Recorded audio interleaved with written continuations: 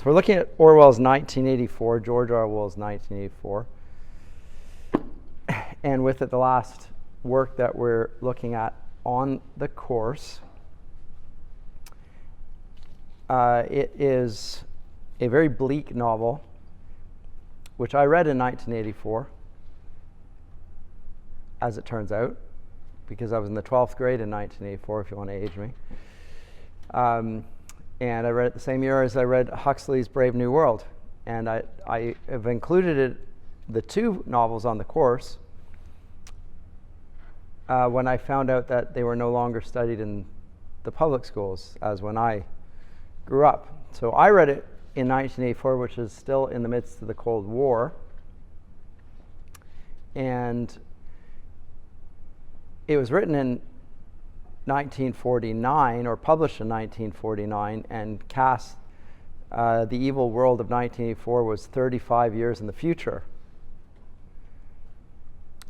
So that I guess those who were in the early years of the Middle Ages, I guess at the time the book was published, might see whether it came to pass or not. And it has been variously considered, depending on where you stand, to describe the politics of the left, the politics of the right, or just government in general. And I think I've heard people make the case for both or all of the above. It's pretty clear if you look at Orwell's own work that, well, let me say something about Orwell and his life. I'll step back a little bit and we'll talk about that. I mentioned last class that he was a student at Eton College, and his teacher, at least of French, was none other than Aldous Huxley. Let me say a little bit more about his history, though, so walk it back a little bit. He's born in 1903. Status of a British gentleman. Father was an Englishman working in the civil service in India. And he himself lived as a British imperial official at one point. But as I say, he went to Eton. He served in Burma later on. But he lacked the means to live as an English gentleman, and didn't want to do desk jobs. I sympathize. I was similar when I graduated university. That was what a lot of people were doing. They go into the big corporations and start working, getting yourself a job. They pay better, but the job is always tedious, and at least at the entry level, for sure. He didn't want to do that. He wanted to be a writer, and he felt rather guilty about being part of the establishment. And so he did the equivalent in the 1920s of what they did in the 1960s. He became something of a hippie, a little bohemian. He lived in London and Paris in conditions of poverty. And he basically lived with people that would have been considered beneath his class. It was sort of interesting. So he identified with the political left. The political left, by this point, was becoming very much associated more and more strongly with communism. Because remember, in 1917, there is the Russian Revolution. Happens during the First World War. It doesn't happen anywhere else. It doesn't happen in London, as Marx thought. It doesn't happen in America. It doesn't happen anywhere else in Europe, but it does happen in Russia. And in general, those who were sympathetic to the communists in the West were less extreme, perhaps, but still inclined towards Moscow. So he was a socialist. Eric Arthur Blair, or George Orwell as we know him. And he went in the 1930s to Spain, where there was a fascist government, and he fought against them in a war, Spanish Civil War. And he found himself, ironically, even though he was fighting against Franco and the fascists, fighting against those on his own side, as is often the case in the left. There are factions within this. And on his side are anarchists and syndicalists and communists who are fighting. They're hating each other as much as they're hating the Franco fascists. And Blair doesn't forget this. And I think the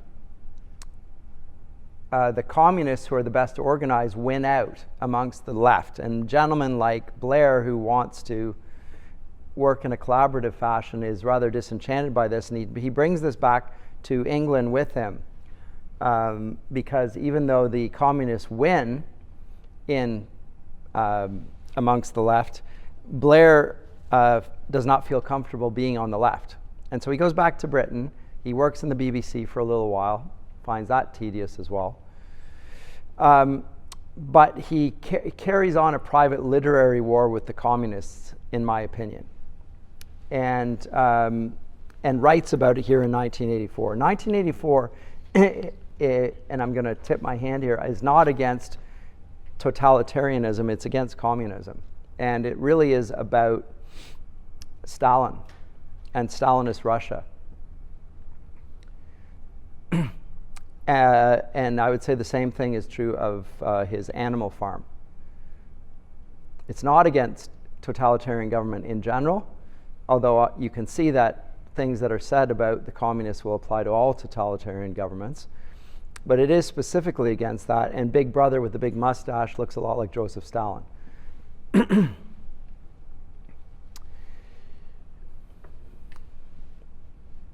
As I say, when later writers come along, depending on their political perspective, they're going to want to identify that with their political opponent and say this is like 1984, they're totalitarian, Big Brother, they're intrusive, they crack down on civil liberties, that sort of thing.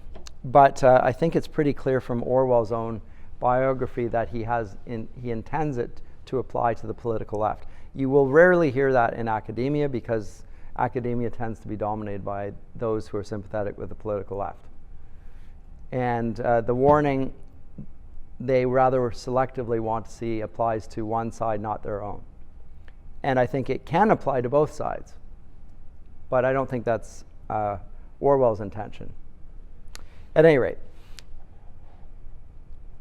let's go back to the account that we read last time, or the letter I mentioned that Huxley wrote to Orwell, having read his book 1984. This is just an excerpt from it, in which Huxley effectively argues that his dystopia was better than Orwell's, because Orwell had suggested a nasty, evil, scary, very bleak future, which there's nothing light in it. It's more or less unremittingly dark, and it gets darker and darker as the novel progresses. It's a 3-part novel. Whereas Huxley's, as he says here, my own belief is that the ruling oligarchy will find less arduous and wasteful ways of governing and of satisfying its lust for power. And these ways will resemble those which I described in Brave New World. Within the next generation, I believe that the world's rulers will discover that infant conditioning and narco-hypnosis are more efficient as instruments of government than clubs and prisons, and that the lust for power can be just as completely satisfied by suggesting people into loving their servitude as by flogging and kicking them into obedience. Whereas Orwell kicks them and flogs them into obedience. That's what is portrayed here. And so that's the objection. Both men see a totalitarian future. And the reason they see a totalitarian future is because both of them see a future dominated by transhumanism. Now, what do I mean by transhumanism? Transhumanism, by the way, is a word first used by Julian Huxley. Remember I mentioned last class that Julian Huxley, Aldous Huxley's brother, is the first chairman of UNESCO, a scientist who is committed to using technology and science for the improvement of human nature, and willing to use scientific methods to improve human nature. In other words, he is an extension of the eugenicist movement.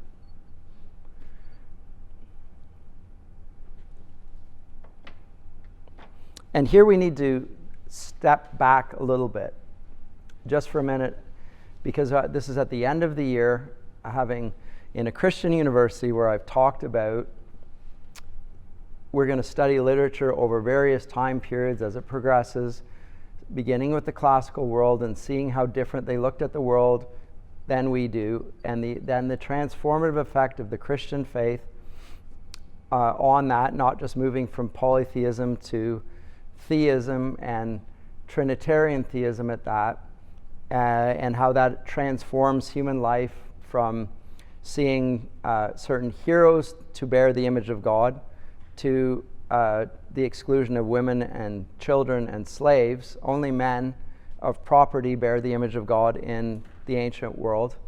The image of God is it's not very cryptic, but it's a way of referring to the kings. A king will bear the image of God in the ancient world. That's in Babylonian literature. To that phrase, to bear the image of God, is a reference to kingship. So when Adam and Eve are said to bear the image of God in Genesis 1, you know this passage because I've mentioned it before, but let me bring it up here just to refresh your memories. It helps if I can spell. It's not that I can't spell, it's that I can't type. Oh, go away. Can't do anything without having this.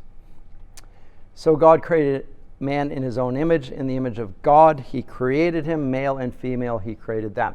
That's a reference to the entire human race. So what in the ancient world is being said as a reference to kings, and kings alone, which is why they have authority. They're gods.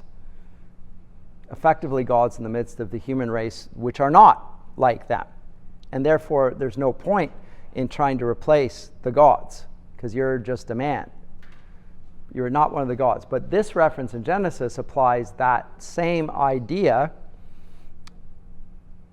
to the entirety of the human race, specifically to Adam and Eve and then all their offspring. They bear the image of God.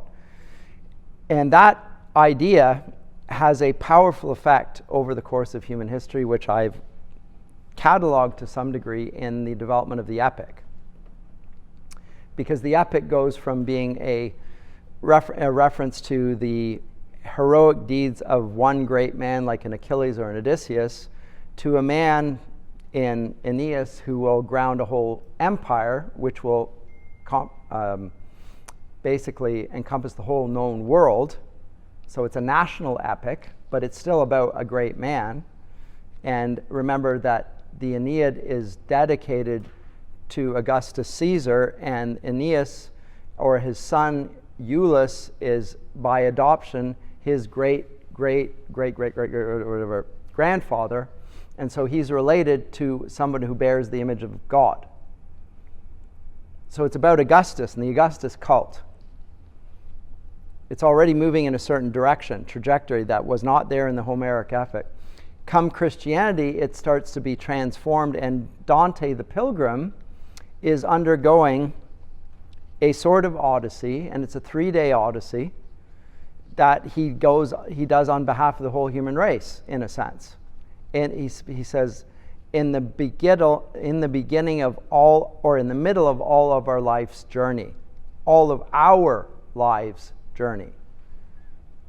It's not just the hero, it's somebody undergoing what everybody was going to apply to everybody. It's not for the gods, it's not for the aristocrats, it's not for the kings, it's for all people. So he's now applied it to the whole human race. And then at the beginning of this semester, we saw the same thing with Milton's Paradise Lost, which begins of man's first disobedience and the fruit of that forbidden tree, which brought death into our world and all our woe with loss of Eden, till one greater man restore us and regain the blissful sing heavenly muse.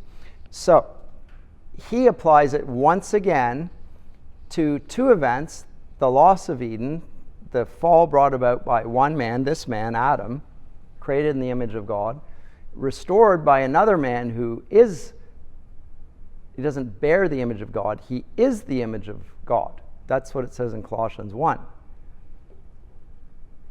Whereas we're in his image, he is. There's an identification there. It's a further thing. And that greater man restores us. So there's an intensification of the claims and an application and a profundity in the theological message that goes with that. And God in his nature is a person, which we get from discussions of the Trinity. I didn't get into that too much because it goes outside the course and would take me too far away from the subject matter. But there's a transformative effect of this on culture. And as a consequence of this, we think that women are persons, children are persons, the elderly are persons, your enemy is a person. Actually, every human being is a person. However weak, however feeble, they are image bearers of God. And as a consequence, you have to treat them in a certain way. That's a big idea. And we can see its effect in the epics and the literature that we've shown so far. Come the Enlightenment, they want to move away from the idea of personhood and towards the idea of a self-identifying thought process with Descartes, right? I think, therefore I am. It's a rational capacity, but it's not personal. It's not embodied either. And the treatment towards bodies retreats from Cartesian modernism, and it again has a long-term downstream effect. When you move away from embodied personhood and the idea of having a history, which is what Augustine introduces into the mix. In his Confessions, he talks about his own personal history being an important part of his identity, and the story of Scripture connecting with his story of creation, fall, redemption, that he says has an application to his life. When you start removing history as a significant part of human identity and of a personal identity, then you start seeing a culture move away that wants to eradicate human history as of significance, which we will see in 1984. They want to control the notion of history. They will also start, because there's no sense of future providence, there's no sense of God, there's no sense of providence, there's no sense of the meaning of history, there's an attempt to control the present by controlling the past and controlling the future. It's all about power. People stop being seen in the image of God, and as a consequence, people who are in power start exercising power not on behalf of humanity in general, but of them in particular. And they use science and technology as a means to do that, which we can see in our own day.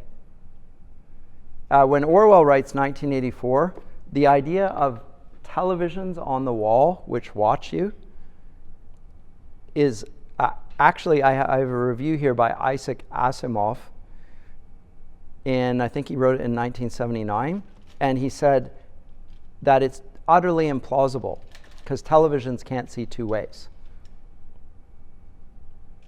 Now they can, as we know. It's utterly implausible that we're listening to something, but it can also listen to us, which it is in 1979, and it actually is in 1984, but it's not in 2024. It's not implausible. So his objection is just the technology doesn't exist to do this, and therefore this is a fanciful idea, and it's not very well done. He doesn't think it's a very good sci-fi novel, although he doesn't even actually think it is a science fiction novel. And the technological objection, which he makes, now looks rather naive and ridiculous because, of course, we do have that means of technology. So the question is, why would a future society which has abandoned the idea of the importance of bearing the image of God and people being persons inevitably gravitate towards total dominance and control? Because both Aldous Huxley and Eric Arthur Blair, i.e. George Orwell, believe that in the future that our leaders, the scientists, the elites, will want to control life totally from cradle to grave. What makes them think this? And why do they do what they do?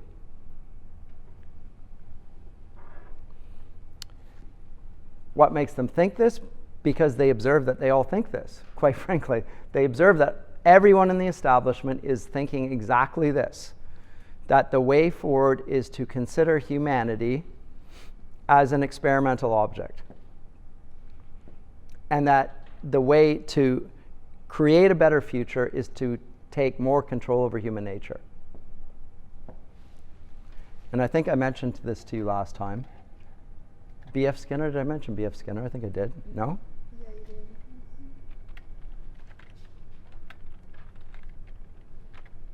In this book specifically, there you go, better picture. Beyond Freedom and Dignity, a conditioner, classical conditioning, we're going to use, so they're evolutionists. The establishment by this point are evolutionists, which is a materialist view of human nature. In other words, it sees us in a continuum with the animals and all other forms of life. There's nothing different between us other than that we're at the top of the evolutionary ladder, but we're effectively animals that have developed the capacity for reason. Don't ask me how reason comes from a being that has no reason. Since it's a transcendental thing, it's not like the others. Don't ask me how that comes about, because it makes no sense to me. It's never made any sense to me. It's not a Christian objection. It's just a rational objection. How on earth can something that is unlike the other things come from those things? They have no explanation either, just say it does. But they effectively see, if they are evolutionists, they have a sense that we are only material objects. And because of that commitment, they think that things that were held from Homer all the way up until a modest proposal, the 18th century, the idea that human beings have dignity and that dignity needs to be respected. We can't just eat babies. We ought not to sell them or eat them or commodify them. We ought not to treat people like cattle, give them a number, rob them of their personal identity. We ought not to do that, which Swift society plainly still holds, even though their actions contradict their beliefs. But still, he can use satire to poke at them, because they know that people are not to be treated like animals. By the time we get to the this is 1971, Skinner says that we need to get rid of the idea of freedom, human freedom, and get rid of the idea of human dignity, because they're impediments to the transhumanist project. They're impediments to a better managed society. So what Orwell sees as a negative thing, total control over humanity, Skinner says, okay, that's the communist world, but we don't have to do that this way here. It can also be used well. We can use technology and total control to condition people so that the future is better, not worse. Technology is neutral. Yes, you can apply it badly, but you can also apply it well. And some people have held that. Skinner certainly holds that. Now, when he writes this, he also identifies one man who is a representative of the tradition of freedom and dignity in his day, although he died 7 years before this book. who he says we really need to come after, and that's C.S. Lewis. He identifies C.S. Lewis as the chief apologist for the literatures of freedom and dignity. That's what he calls them. And so he writes Beyond Freedom and Dignity as a direct repudiation of everything that C.S. Lewis, and I would add J.R.R. Tolkien, and the whole Christian humanist tradition of the humanities represent. And so when we come to read 1984, what we are seeing here is a world in which we have an elite that believe that the ideas of freedom and dignity do not apply to human nature, who are governed by a materialist view of human nature, who think that they themselves are beyond the considerations of the others because they are the elites, they are the image bearers of God, and the rest of us are effectively animals that they can treat however they want. And there are two ways to do that. You can give them a carrot, Aldous Huxley, or you can give them a stick, George Orwell. But in either case, the elites think that they can use science to improve human nature, but guess what? The rest of us don't have a human nature. They do things to us that they would never do to themselves. Now, I cited the abolition of man last time, didn't I? In the class, or did I not? I can't even remember now. From one class to the next, because I did, right? I'm going to put it up here anyways. Where is C.S. Lewis? He's not there. C.S. Lewis. Abolition. There we go. PDF. And samizdat. There we go. And if you go down about 40 pages.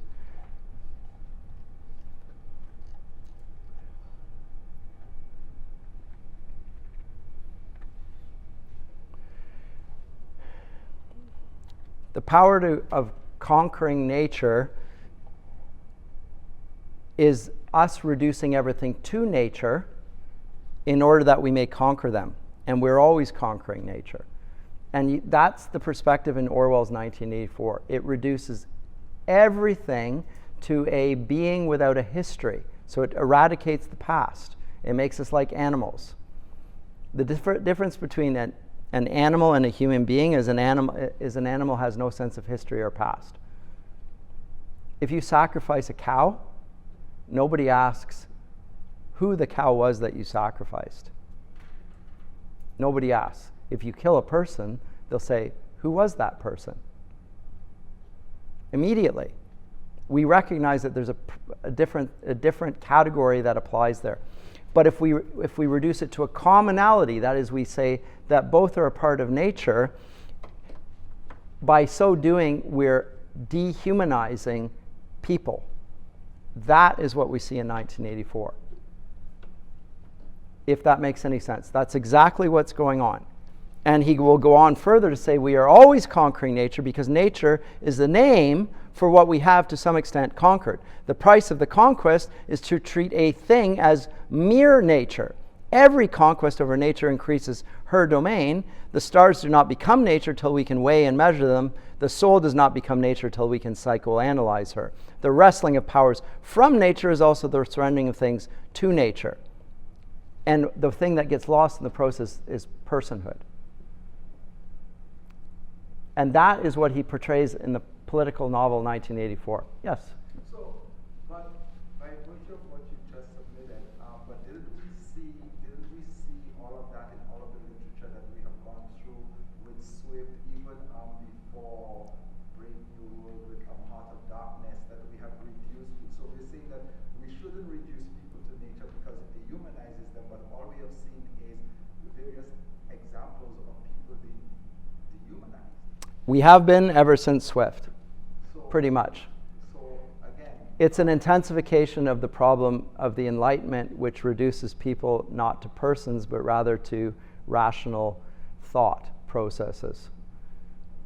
So the age of reason, the age of the Enlightenment, is a secular move. It tries to de-Christianize the West. It moves for the purposes of power and so forth, but it does it at the expense of personhood. It does it in favor of identity groups, but not individual persons. So you can even say it does it in the favor of disaffected or marginalized minorities, like the commoners in the French Revolution. The common people don't have a vote. They want to vote. They do it through violence and so forth. They're not interested in individual rights. They don't do it in the name of the persons, the individual persons there. They do it on behalf of the group. And that's not a personal way of addressing the problem. It's not an objection at the principled level of you're treating people as if they were non-people. That's the real objection. That's not the objection they make. And they don't understand themselves doing that either. They say we are just the same as you, as in we don't have the power, but we deserve the power. But they don't make it's not a theological argument. In fact, it's anti-Christian, the whole French Revolution. From top to bottom, it is intensely anti-Christian. They erect a goddess to reason, but it's a sort of reason that is not connected to personhood. It's not made for individuals, it's groups. So they do it. Thomas Paine writes the rights of man. Mary Wollstonecraft writes a vindication of the rights of women. Both of them see it as groups, but they don't see it on behalf of the person. It doesn't take that shape or that expression. It's a non-theological response to a use of power by the elites to put a cookie-cutter approach to human nature. And you can see that even in the gardens that I described in Palace of Versailles. They try and use rational determinations to order everything according to the principles of reason, but they don't consider human personhood. They also don't consider, if I go back to this Genesis text, they don't consider that when God creates man in his own image, he doesn't only create the one, he also refers to the family. Family is also characteristic of God's nature, because the male and female together are able to be fruitful and multiply. That's not in consideration in the French Revolution at all, or the Russian Revolution. It's just individuals. But individuals are not the same thing as persons. I'm making a case that almost nobody makes, which is why you don't immediately say, I know what you're talking about. An individual, an autonomous individual, is not the same thing as a person. A person has a history. An autonomous individual has no past, and we don't know yet what the future is. And the representative of the autonomous individual is the orphan. I said that in Romanticism. It's the orphan. And it becomes the orphan in fiction from the beginning of the 19th century onwards. All the heroes are orphans. No orphan, they have no parents, they have no history, we know nothing about them. What they will do in the future will determine who they are. They will tell us what their story is.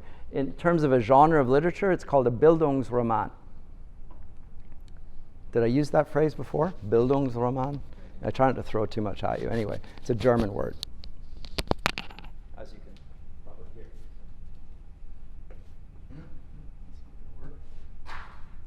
Where did I get that? This one works.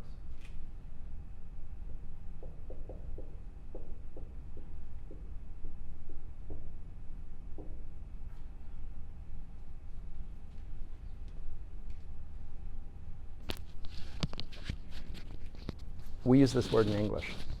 There's no translation. You can translate it, but it sounds ridiculous in English. Bildung is a self-development novel. A roman is a novel. Roman is the word in French and German for a novel.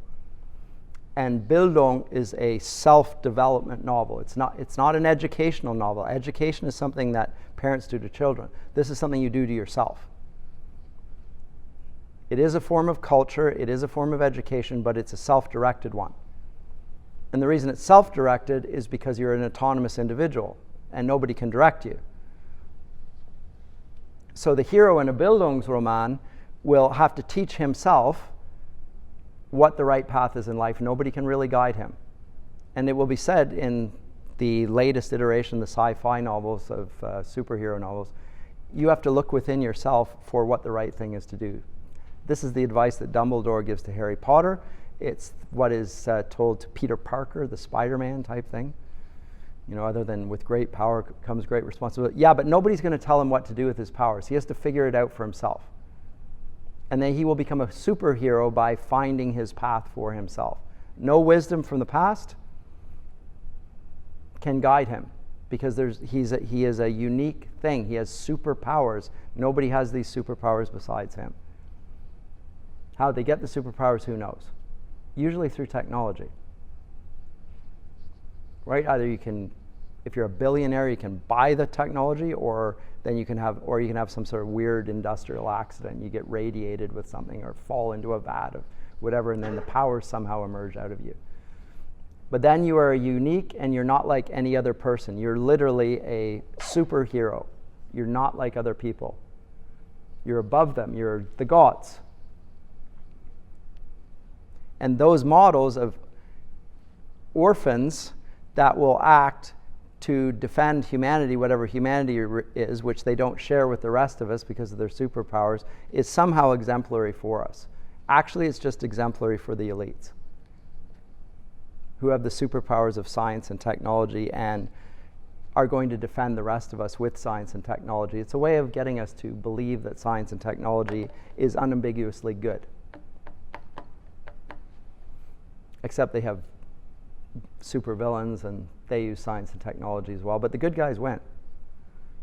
Anyway. I threw a lot at you there. There we go.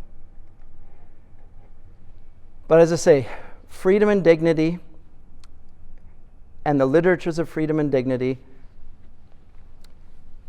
for which C.S. Lewis is the foremost apologist of the 20th century, according to B.F. Skinner, is exactly what we need to dispense with in order for a planned totalitarian future to succeed. And when I say totalitarian, he would agree with it. He would just say totalitarian good, not totalitarian bad. We're going to use it well. We're going to make everybody happier. We're going to do a Huxley version of the future, not an Orwell version of the future. That's how he sees it. On this course, I have tried to defend the literatures of freedom and dignity and show how they are not like orphan novels. They're models to be imitated. We can see in the hero, even if he's superior to us, something to emulate, because there's moral example being cast before us, and we can follow in their moral example. We can slay giants. We can do great things because we have the freedom within us to do actions, to choose to do those actions, to undertake impossible things, and to win in the battles. It's possible. There are heroes that have gone before us. They're like us. They share our human nature. Whereas in the Bildungsroman, this is a unique creature that has evolved, and there are no precedents for it. It doesn't apply to us. It's a very different type of thing. Think of yourselves like an orphan is what the literature of the totalitarian age teaches us. And totalitarian, you can see I've pushed totalitarian all the way back into the 19th century, because I think that's what we get state education that arises in the 19th century, etc. A totalizing, top-down attempt to control and manage everybody's lives from cradle to grave. Comments or questions before I move forward? I threw a ton at you.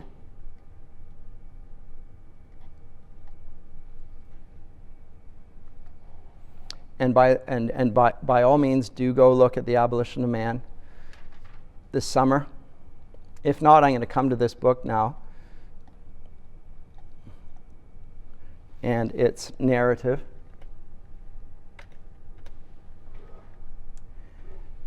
And it's very interesting. Again, it's considered one of the great novels of the 20th century.